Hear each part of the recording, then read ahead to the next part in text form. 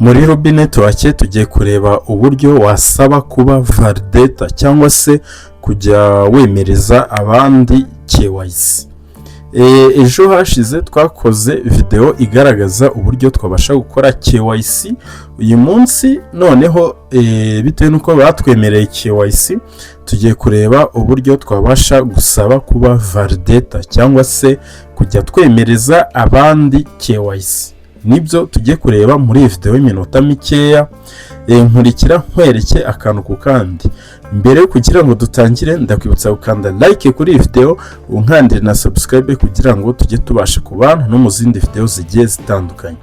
Okay, nta kindi uri bukore, uraza hano ahangaha kuri aka kamenyetso, hanyuma numara kuhakanda ugaruke hano handitse Global KYC Rules. Ahangaha hano hasi kanze mpabereke akantu ku kandi. Ndashaka ko tugendana akantu ku kandi. Mbibutse ko ubu buryo tugiye gukora n'uburyo uhabwa cyangwa se ni step ukora iyo wahawe KYC. Iyo wahawe KYC ubu buryo urabukora iyo ushaka kuba umukozi wa Rubi. Mbibutse ko ubasha guhembwa buri muntu wese wemereye, cyangwa se niyo utabasha kumwemerera baraguhemba. Niba ukeneye kumenya ubusobanuro bw'iyi KYC Validator, video narayikoze, ujye hasi kuri video zabanje, narayikoze isobanura iyi KYC Validator akantu ku kandi. Gusa muri video ndagenda mbasobanuramo dukeya. Okay, nta kindi turi bukore, turaza hano handitse KYC Validator ahangaha hano handitse KYC Validator. Hano niho tubasha gusabira kuba umuvalidator cyangwa se kuba umuntu uzajya wemereza abandi ama KYC. Mbibutse ko nta kazi ubasha guhembwa. Okay, iyi yindi yo hakurya nayo tuzayigarukaho, nzayigarukaho akantu ku kandi. Okay, reka twikomereze. Tugikandaho urabona hano turi mu Rwanda. Urabona ko ni Rwanda KYC job. Nuvuga ngo nyine twe turi mu Rwanda, tugiye gusaba guhabwa akazi muri KYC Validator cyangwa se kujya twemereza abandi ama KYC.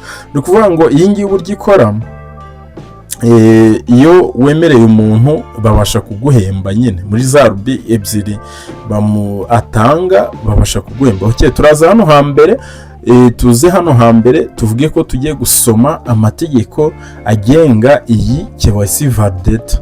Ahangaha turaza tuyasome. Hano ni amategeko, uburyo nyine ubasha gukoramo ibintu kugira ngo hatazagira ikintu ubasha kwangiriza cyangwa se kwica. Uraza ubisome witonze, niba ufite umwanya uhagije uraza ubisome akantu ku kandi. Uraza ubisome amategeko kugira ngo uzabashe kubikora neza, uburyo ubasha guhembwa. Uraza nyine ubisome akantu ku kandi. Ni inyandiko ndende cyane, twe ntabwo tugiye kuyisoma bitewe nuko twarangije kuyisoma. Okay, turaza twemere hano ko twarangije kwemera amategeko n'amabwiriza agenga iyi KYC Validator. Hano ahangaha turaza tukemeze. Hano turaza tukemeze, turaza tuhakanda gutya.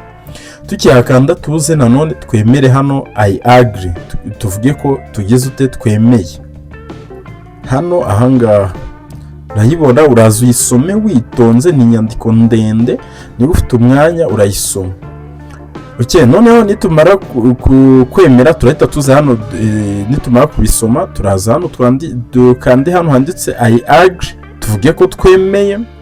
Hano tukihakanda urabona ko kandi gase kazaho V, urabibona hano, urabona ko gase kazaho V, ni ukuvuga ngo kara ka mbere turagasoje.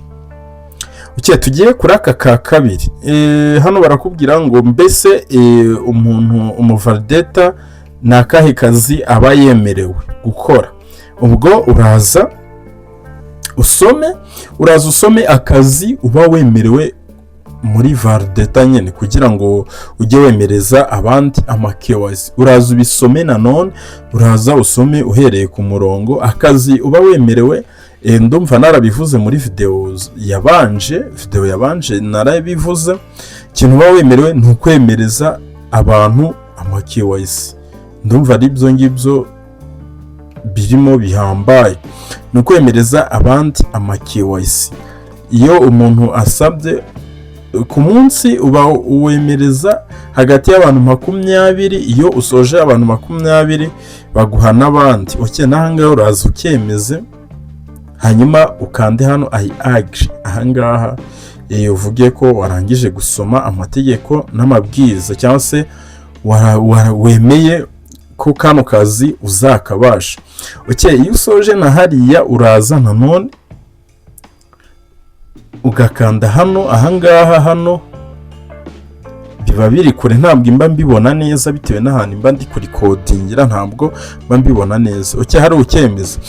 Ukimara kukemeza hano barakubwira ko ngo ugiye kugira ngo ube umuvalidator ugomba kwishyura, cyangwa se ugomba kubika Rubi 100. Bagomba kugukata Rubi 100 zo kubika, barazifatira mbega muri make niko navuga. Mu gihe wabashije gukora akazi nabi cyangwa se hari ibintu wangirije, babasha kugira ute, babasha za Rubi 100 ubasha kuzihomba, urazihomba rwose. Ni ibintu biba bizwi. Gusa iyo izira Rubi bazibitse dore ngizi tugiye kuzohereza hano. Ubwo muri wallet yacu dufitemo Rubi zirenga 100. Urabona ni Rubi 100 babasha kugukata kugira ube umuvalidator. Kugira ube umuvalidator bagukata Rubi 100. Hano tugiye guhita tukande transfer. Ubwo hano ugomba kuba uzifiteho, utazifite ntabwo byakunda. Uraza ukande transfer. Hano ukikanda transfer, icyo gihe reka nze turebe step ikurikiye. Turahita dushyiremo kaga password dukora iyo turi kugira ute, iyo turi guhabwa KYC cyangwa se iyo turi kuzuza KYC, iyo turi gukora cyangwa se wallet. Ikaraga password tubasha kugashyiramo. Urakabona, urabona ko hano turayisoje. Hano dusoje kwa applyinga KYC Validator. No kuvuga ngo ahangaha ikintu turi butegereze, turategereza hagati y'iminsi 2. Ni iminsi 2, hagati y'iminsi 2 n'iminsi 3. Ni iminsi 3, sorry.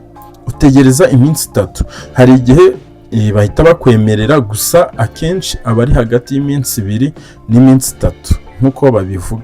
Hano rero urabona ko twasoje. Hano dusoje kwa applyinga ko tuba KYC Validator, cyangwa se umukozi wa Rubi ubasha kwemereza abandi ama KYC. Guys, twongeye dusubire na Dariyusi Tech. Igitekerezo aho muri comment ni ingenzi cyane.